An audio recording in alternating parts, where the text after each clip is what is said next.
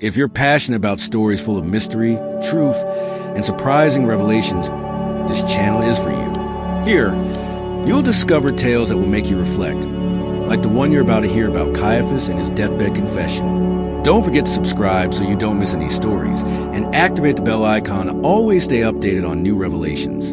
Join us on this journey of knowledge and subscribe now. Caiaphas, the high priest who was once one of the most powerful figures in Jerusalem, now found himself alone in a dark room, accompanied only by the sound of his own labored breathing. Time had left its mark on him. His wrinkled and pale skin stretched tightly over his bones, and his eyes, once penetrating in full authority, now reflected the weariness of a life filled with difficult decisions and deep secrets. But above all, his mind could not find rest. Decades had passed since the trial of that man, the Nazarene who called himself Jesus. Caiaphas, who had led the council that handed him over to the Romans, had kept any conversation about that trial hermetically sealed. Jesus' fate had been sealed with a public crucifixion. But for Caiaphas, the echoes of those days never ceased. For years, the high priest had maintained an almost sepulchral silence, revealing to no one the true thoughts that tormented him since that fateful decision. Life after Jesus' death seemed peaceful on the surface. Caiaphas retained his position of power for a time, but the events surrounding the crucifixion haunted him, not just politically. Stories about Jesus' followers, his resurrection, and the spread of his message reached his ears constantly. Many priests spoke of him with disdain or disbelief, but Caiaphas never joined those conversations. His carefully cultivated silence raised suspicions in some, but no one dared to question him directly. The truth was that Caiaphas had never stopped thinking about Jesus since the day he saw him before the Sanhedrin. There was something in his eyes, in his voice, that left an indelible mark on the high priest's heart. Deep down, Caiaphas knew that something else had happened that day, something he had never confessed to anyone. Now, in his old age, the weight of those memories became unbearable. The heavy burden of the secrets he had kept for so many years tormented him every night. Sometimes, in the midst of sleep, he would hear Jesus' voice, soft but firm, asking him why he condemned him. These dreams would wake him up in the middle of the night, drenched in sweat, with his heart racing. Did I do the right thing? He asked himself over and over, though the answer eluded him. To others, he was simply the priest who had done what needed to be done. But deep down, Caiaphas knew the truth was more complex, more terrifying. As his body aged, his mind began to falter as well. Yet, there was something that remained intact, the secret he had kept, a terrifying knowledge he had decided to bury with him. But now, in the twilight of his life, it began to erode his soul. With each passing day, he felt time running out. He knew death was near, and although he'd been a man of power and control throughout his life, he now felt weak and vulnerable. The silence he had maintained for so long had become a prison, and Caiaphas was beginning to realize that he could not take the secret to the grave.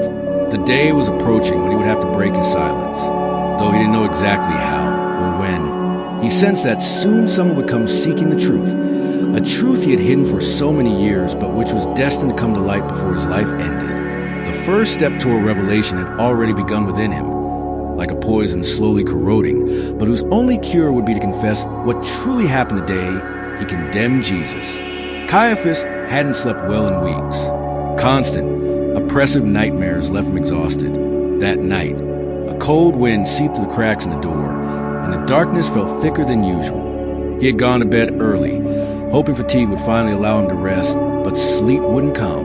The moonlight barely illuminated the room, casting long shadows on the walls. Suddenly, he heard a faint creak, as if someone were walking slowly down the hallway. He thought it was his mind playing tricks on him, as it had so many times before, but the sound persisted, growing closer and closer until it stopped right in front of his door. Caiaphas slowly sat up, a chill running down his spine. Something told him he wasn't alone. The door, which he had left slightly ajar, opened with a soft creak. In the doorway stood a figure cloaked in shadows, but its presence was undeniable. "Who are you?" Caiaphas asked, his voice trembling, trying to sound authoritative, though his body betrayed his weakness. The figure slowly approached the bed without uttering a word. When the moonlight touched his face, Caiaphas could make out his features. It was a man of simple appearance, with a short beard and deep gaze, almost as if he were piercing through him with his eyes. His expression was calm, but his eyes shone with an unsettling intensity. "I know you," said Caiaphas, though he couldn't recall where he'd seen him before. There was something familiar about the man's presence, but not in an ordinary way. It was as if he were seeing someone who had been there his entire life, waiting for the moment to present himself. "I know," the man responded in a low, serene voice. "I've come for the truth." Caiaphas' heart skipped a beat. The truth? How did this man know what he'd been hiding for so long? He felt trapped, as if this stranger were the final judge to whom he couldn't lie. "What truth do you seek?" he asked, trying to buy time, though he knew the answer lay within him. "About Jesus of Nazareth." The man replied without averting his gaze. "You condemned him, but it wasn't just because of what you believed. You had something more, something you've kept hidden all these years. It's time for you to speak." Caiaphas felt his throat tighten. No one had ever spoken to him like that. Most people avoided mentioning Jesus in his presence, as if it were still a forbidden topic. But this man confronted him directly, with a calmness that unsettled him. "Who are you?" Caiaphas insisted, his voice barely audible. "That doesn't matter," the man replied. "What matters is what you know. For years you've kept a secret, one that has tormented you night after night. And now, in the twilight of your life, it's time to reveal it." Caiaphas began to tremble. Memories of the trial, the shouting crowds, the glares from the other priests, and Jesus' words flooded his mind like an avalanche. But there was something more, something he had never shared, not even with those closest to him, a secret he had kept even from his own family. "I can't," he murmured, closing his eyes, trying to push those thoughts away. "You can," the man insisted, moving closer. "You don't have much time left, and this knowledge must come to light. What you saw, what you heard, it will change everything." Caiaphas opened his eyes and saw the man's expression, serious but compassionate. There was no anger or judgment in his face, only a deep understanding. "It was during the trial," Caiaphas began, his voice breaking with emotion and fear. "Something happened, something I never told anyone. It wasn't just the accusations or the false testimonies. There was a moment, before everything spiraled out of control, when Jesus and I stood face to face." The man sat down in a nearby chair, patiently waiting for Caiaphas to continue, as if he already knew part of the story but needed to hear it from the high priest's lips. "His eyes," Caiaphas said, his voice trembling, "they looked at me in a way I'll never forget. It was as if he saw me completely, as if he knew everything about me. It wasn't hatred I felt in his gaze. It was something worse. It left me breathless." The man nodded, listening intently to every word. "Jesus said something to me, something that frightened me more than any threat I'd ever received from the Romans or the Pharisees. He spoke to me about what was to come. And though you condemned him..." Caiaphas paused, looking at the man before him. He knew this visitor wasn't just anyone. Somehow, his arrival wasn't a coincidence. The shadows of the past were returning to reclaim what he'd tried to suppress for so long. "And now I'm here, on the brink of death, unable to forget what Jesus revealed to me that day." Caiaphas, his face pale and his breathing ragged, felt the weight of years of secrets crushing him. He knew the moment had come to confess what he had kept hidden for so long. Before him, the man remained silent, his eyes fixed, listening to every word as if it were a final piece of a puzzle he already understood. "Jesus was like the others," Caiaphas continued, his voice trembling. "During the trial, when everyone expected him to defend himself or beg for mercy, he remained silent. That calm, that serenity, it was disconcerting. Everyone present felt it, but no one spoke of it. It was as if he knew something the rest of us couldn't understand." Caiaphas closed his eyes for a moment, reliving those moments that had haunted him for years. His mind drifted back to that night in the Sanhedrin, to the shouts of the witnesses and the false accusations. But what impacted him most was the brief exchange he had had with Jesus, a conversation that would haunt him forever.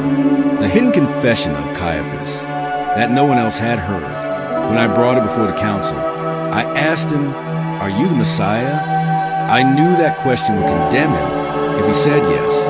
We were eager for an answer to hand him over to the Romans, but he looked me directly in the eyes. The man facing Caiaphas didn't blink, attentive to every detail. Jesus didn't answer as everyone expected, continued the elderly high priest. Instead of proclaiming himself king or Messiah like the other false prophets, he simply said, "You have said it." His response was what I expected, but it was his gaze that froze me in those brief seconds. I felt that he knew everything that was going to happen, not just that night, but beyond. The air in the room grew heavier. Caiaphas noticed his voice beginning to crack, but something inside him compelled him to go on. He felt that, for the first time, the truth would free him from the prison he had locked himself into. After that response, I thought it was over, that we'd simply hand him over to Pilate, and he would be executed. But Jesus called me aside when no one else was looking. It was in that moment he told me something that terrifies me to this day. The visitor didn't say anything, but his eyes narrowed with renewed intensity, as if he already knew that what was coming would be the key piece of confession. He told me that what we were about to do that night would seal not only his fate, but ours as well, continued Caiaphas. He said that after his death, the world would change in ways none of us could imagine, but it wasn't a threat. He didn't say he would come with swords or that his followers would hunt me down. He said it with a certainty that scared me more than any threat. Caiaphas paused. His hands were trembling. The man in front of him observed without saying a word, but his presence forced Caiaphas to continue. He told me that in 3 days, everything I believed in would be destroyed. He said that even if I denied him, even if I rejected him as the Messiah, the truth he brought to the world was inevitable. And the worst part was when he said, "We will meet again." Caiaphas swallowed hard. Recalling those words made the terror grip him once more. I thought it was madness. We will meet again. I knew we were going to execute him. How could that be possible? But his words weren't just about the resurrection that many of his followers claim. It was something deeper, something darker. The man finally spoke. His voice was low but firm. What did you feel when he said that to you? Caiaphas looked at the ground, struggling with the answer. I felt that he wasn't just talking about this world. I felt he was speaking of something beyond life and death, something I couldn't understand. The visitor nodded slowly, as if everything was falling into place. And since then, that fear has never left you. Caiaphas looked up, meeting the man's gaze. Every day, every night, I've lived with the certainty that somehow I will see him again. I don't know if it will be in this life or after death, but I know his promise was real. The man stood from the chair and took a step toward Caiaphas. What you saw in Jesus was not just the presence of a man. You felt a truth you can't explain, a truth that transcends everything you've ever known. Caiaphas, who had been a man of certainties his entire life, now found himself teetering on the edge of an abyss he had never imagined. The figure in front of him seemed to know everything, as if he had been present in every moment of Caiaphas' life. What Jesus revealed to you, the man said, is the destiny of the world. And you, Caiaphas, have become a guardian of that truth, a truth that still haunts you because you haven't fully understood what he meant. Caiaphas sank into the bed, feeling his body no longer responding as it once did. The man's words echoed in his mind, while memories of the Nazarene continued to torment him. That day wasn't just a simple warning. It was something much greater, something destined to change everything he knew. Yet, a part of him still feared what was to come. The days following the trial and crucifixion of Jesus had been, for Caiaphas, a whirlwind of emotions. On the surface, everything had gone according to plan. Jesus had been handed over to the Romans, and his execution had been carried out swiftly. The Sanhedrin and the Pharisees believed they had resolved the problem of this man who threatened their authority and challenged the deeply rooted beliefs of the Jewish people. But for Caiaphas, everything that had happened since then had become a heavy mantle of uncertainty and guilt. Sitting in his study, he looked at the man who had visited him the night before. He was still there, like a shadow that wouldn't disappear, patiently waiting for Caiaphas to finish his account. The memories of Jesus and his words before the crucifixion were like a slow poison coursing through his spirit. "After we crucified him," said Caiaphas, his voice breaking, "I thought it would all end. I thought his message would fade with him, that his followers would scatter, and the danger he posed to our nation would vanish. But it didn't. On the contrary, the stories began to spread like an unstoppable fire. The visitor, arms crossed, nodded slightly, as if he already knew what Caiaphas was about to say. First, they were rumors. Caiaphas continued. There were those who said they had seen Jesus after his death, claiming he had risen.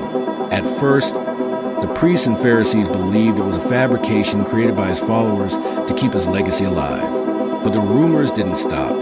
More and more people claimed to have seen him. Caiaphas leaned forward, covering his face with his hands. It was as if the man we had condemned was more present after his death than before. I couldn't understand it. How could it be possible?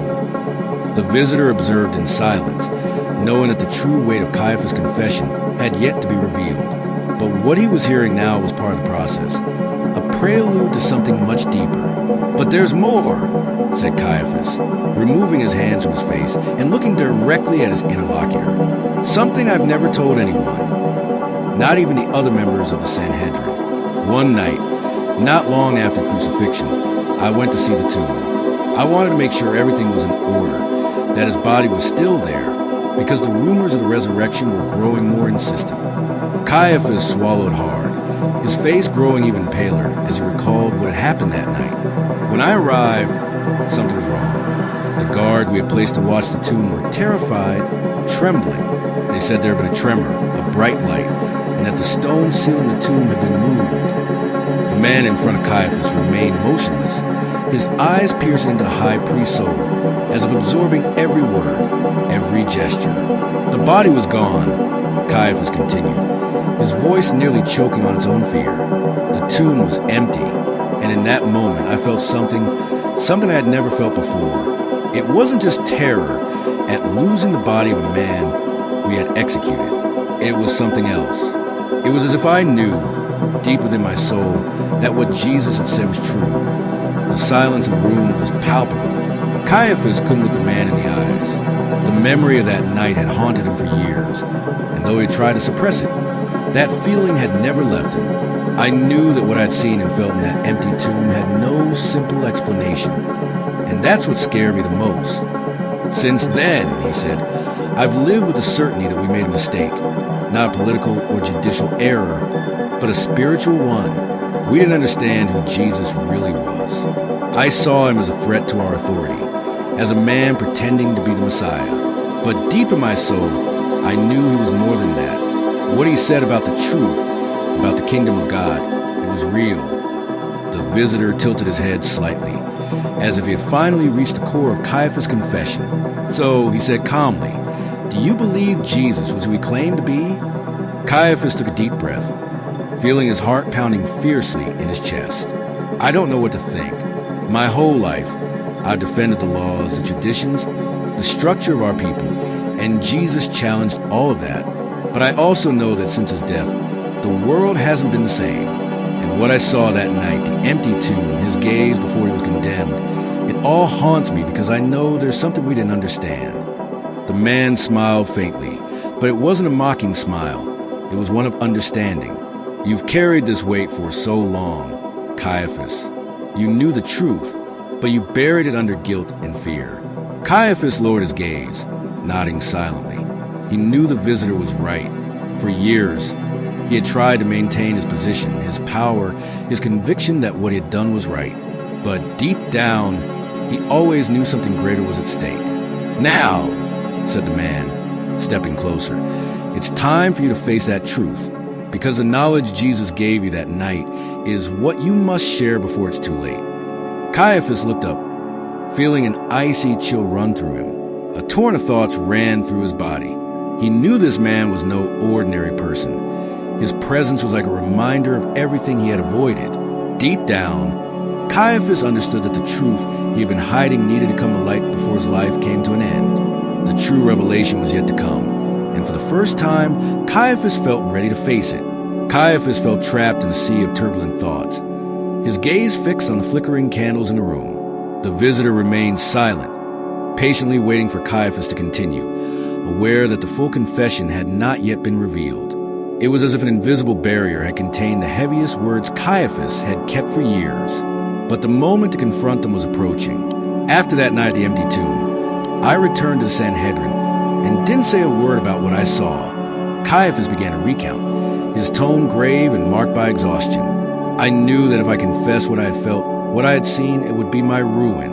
How could I explain to the priests, to the Pharisees, that everything we had done might have been a colossal mistake? We had condemned a man for blasphemy, and yet his tomb was empty. Caiaphas stood up and began pacing back and forth across the room. It seemed as though the weight of the past was a burden preventing him from staying still. At first, rumors of the resurrection only circulated among his followers. But later, even the Romans began to wonder what had happened. The guards we had paid to watch the tomb started telling strange stories. Talk of angels, of a supernatural force that had moved the stone. I feared what might happen if those stories reached the authorities. The visitor tilted his head, as if inviting Caiaphas to delve deeper. He knew that what had been shared so far was only a piece of the puzzle, and that the key piece still remained hidden. Caiaphas stopped and looked directly into the visitor's eyes. His voice grew softer, as if he were about to reveal something he had never said aloud. I didn't tell anyone what I truly saw inside the tomb that night. The visitor raised an eyebrow, intrigued. What did you see? Caiaphas took a deep breath, as if gathering the courage to speak the words that had tormented him for so long. When the guards informed me that the stone had been moved, I entered the tomb alone while they stayed outside, fearful. The tomb was empty, yes, but not completely. On the ground, next to where Jesus' body should have been, there was something else. The visitor watched him intently, almost without blinking. Caiaphas continued. There was a scroll.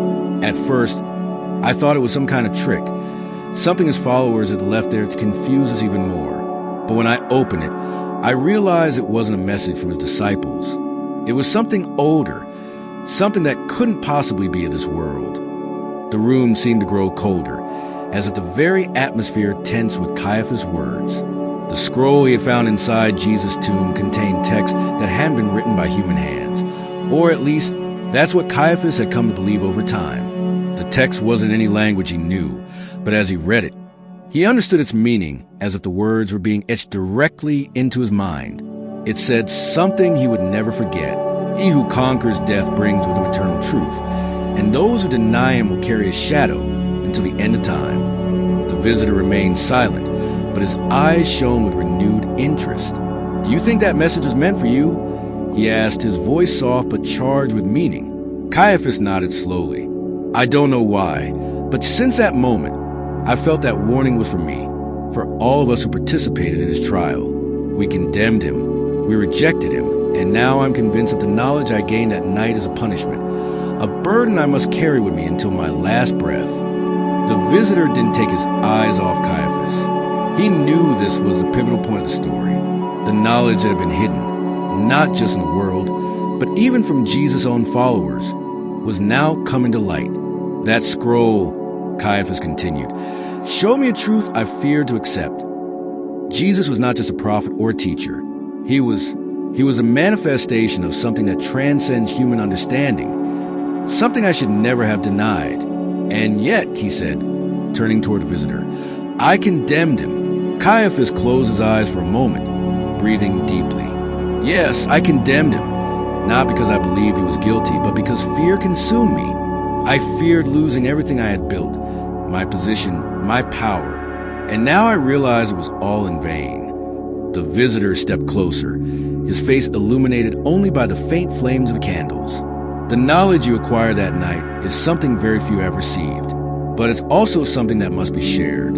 If you keep it to yourself, it will remain your burden until the end. But if you reveal it, you may find the peace you've longed for. Caiaphas looked at him with eyes full of desperation and regret. He knew the visitor was right. He had hidden the truth out of fear, out of shame, and now he felt his time was running out. What should I do? He asked, almost desperately. The visitor looked at him with a mix of compassion and severity. You must tell the world what you saw, what you read in that scroll, because the truth cannot be buried forever. Jesus showed it to you for a reason, and before your life comes to an end, you must fulfill that mission. Caiaphas knew his interlocutor was right, but he also understood what that would mean, revealing the contents of that scroll, would signify the end of everything he knew, the end of the life he had built. But perhaps, finally, he could find the redemption he so desperately needed.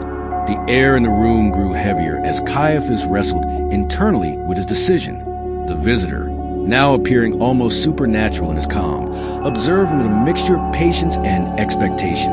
He knew that what Caiaphas was about to confess would change his destiny, and perhaps the destiny of many. The high priest, who for so many years had been the ultimate authority in Jerusalem, now felt like a mere mortal on the brink of the most dangerous revelation he could ever imagine.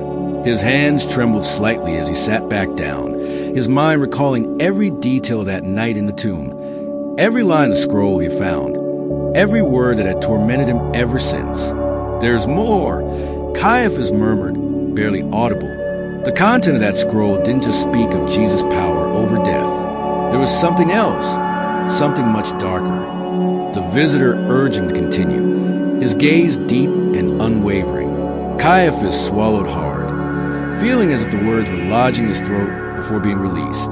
"The scroll spoke of a war," he continued, his voice now stronger. "A war that isn't of this world, a war between the forces that govern creation itself. It said that those who oppose the light will be consumed by darkness, and those who deny the one who has conquered death will be marked forever." The silence of the room was absolute, interrupted only by the occasional crackling of the candle flames. Caiaphas took a deep breath, knowing he was revealing something that should never have been spoken aloud. The message was clear.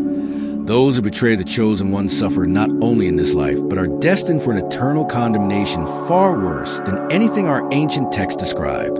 There is no redemption for those who deny the truth once it has been revealed to them. The visitor watched him intensely, as if waiting for the key to the revelation.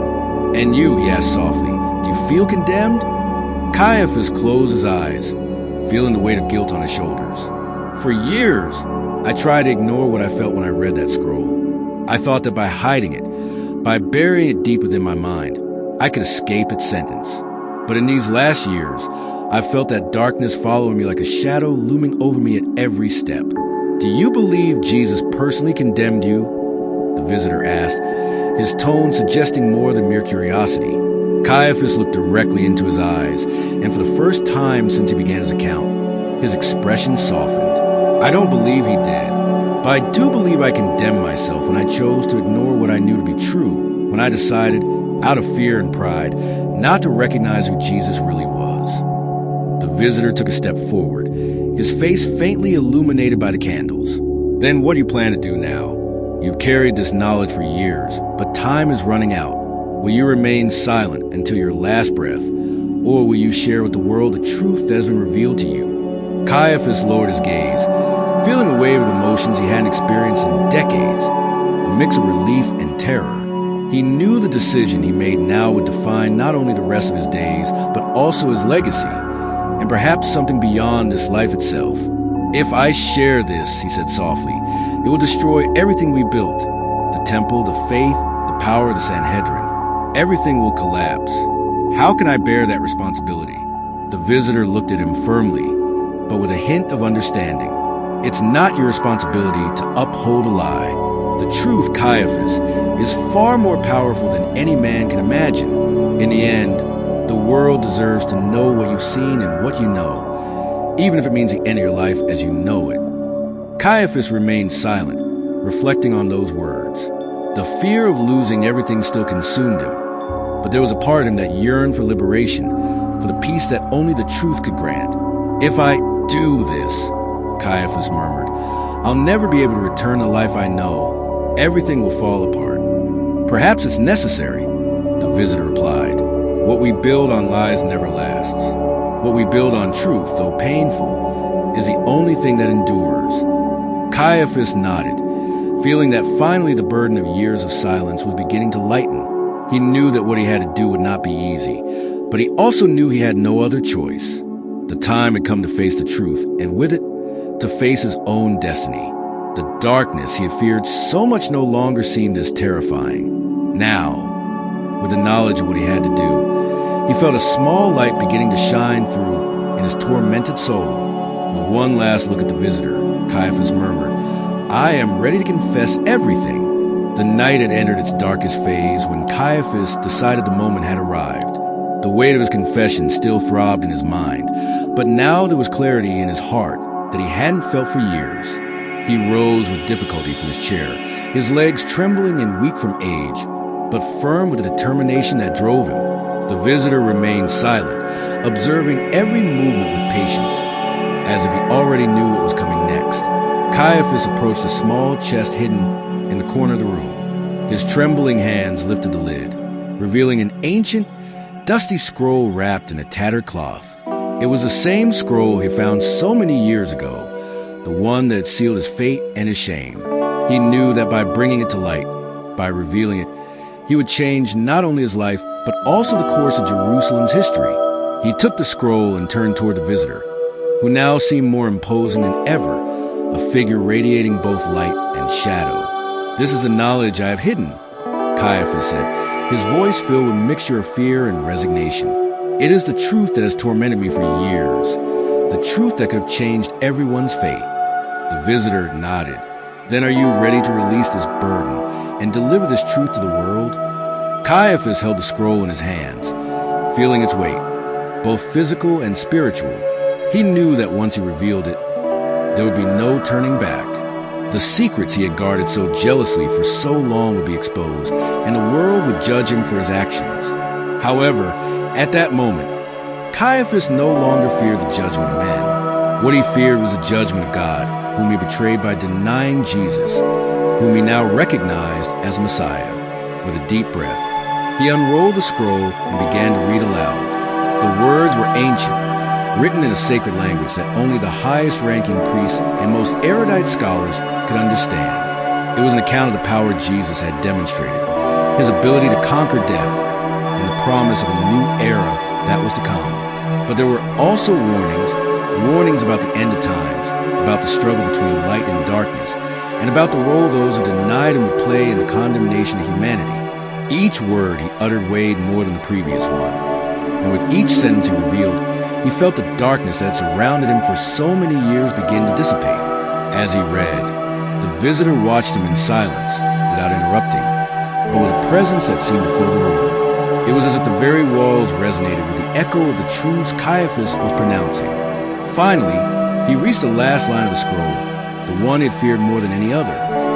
"Those who deny the Son of Man," he read softly, "will be condemned to wander in eternal darkness, their souls consumed by remorse and torment until time itself ceases to exist." Caiaphas let the scroll fall, feeling the final words reverberate within him. He stood silent for a moment, processing what he had done. He had revealed the truth he had hidden for so long. He had confessed his betrayal, his mistake, his deepest sin.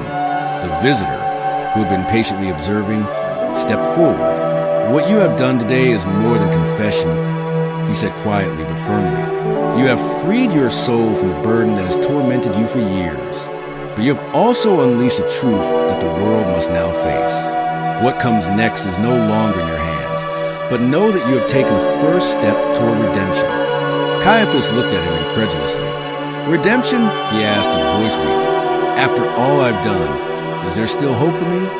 The visitor gazed at him with compassion that seemed infinite. "Redemption does not lie in what you did, but in what you choose to do now. You cannot change the past, but you have chosen to confront the truth instead of running from it. And that, Caiaphas, is the first step toward redemption." Caiaphas felt tears welling up in his eyes. He had spent so much time in darkness, so much time fleeing from what he knew was right. But now, for the first time in a long while, he felt a peace he couldn't explain. He knew he would still have to face the consequences of his actions, but he also knew that he had begun to walk a new path, one that would lead him toward the truth, no matter how painful it might be. The visitor took a step back, his silhouette beginning to fade into the shadows. "My task here is done," he said softly. "But remember, Caiaphas, the truth will always find its way. What you have done tonight will not only set you free, but will also allow others to see the light you've been hiding." And with those words, the visitor disappeared into the darkness, leaving Caiaphas alone in the room, the scroll at his feet and a sense of relief in his heart. The high priest knew that his life would never be the same, but he also knew that he had finally done the right thing. He had broken the silence. He had revealed the terrifying knowledge he had hidden for so long.